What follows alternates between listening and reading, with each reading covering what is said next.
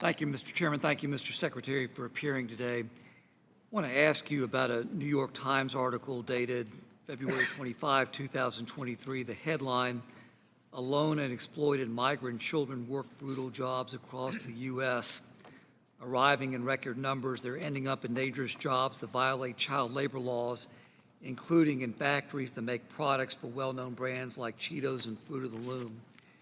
The article talks about migrant children have been coming into the United States without their parents in record numbers, are ending up in some of the most punishing jobs in the country, a New York Times investigation found.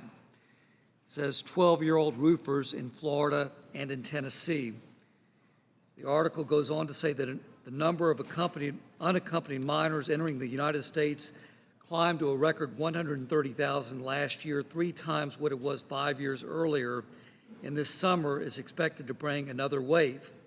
The federal government knows they are in the United States, and the Department of Health and Human Services is responsible for ensuring sponsors will support them and protect them from trafficking or exploitation. But as more and more children have arrived, the Biden White House has ramped up demand on staffers to move the children quickly out of shelters and release them to adults. Caseworkers say they rush them through vetting sponsors.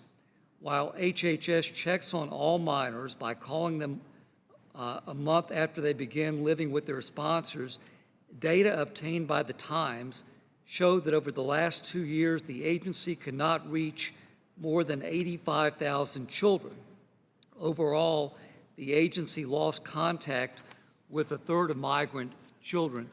Mr. Secretary, is the New York Times correct that HHS cannot account for 85,000 migrant children in the U.S.? Congressman, no, they are not. Okay. What is the number then, Mr. Secretary? You have to understand the responsibilities that HHS has. We do a follow-up check on these migrant children by contacting the children and their sponsors, but our authorities that Congress gave us go towards caring for the child while they are in our custody. Once they are in the custody of those sponsors, we don't have jurisdiction over the children.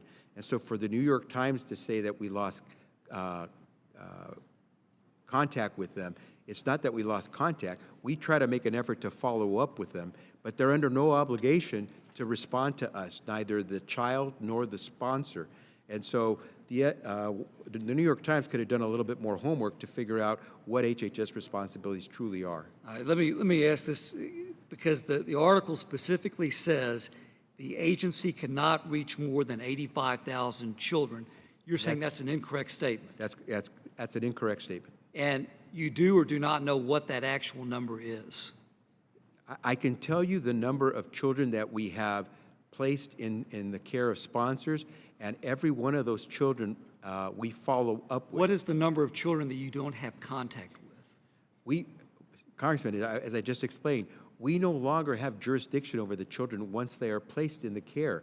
You didn't give us the authority to keep in contact with those kids. You don't know what the number of children is that you don't have contact with, correct? We make contact. We try to make contact with every child that has been in our care that we place in the hands of a sponsor. Thank you. My time's expired. I yield back. Representative from California, Ms. Chu is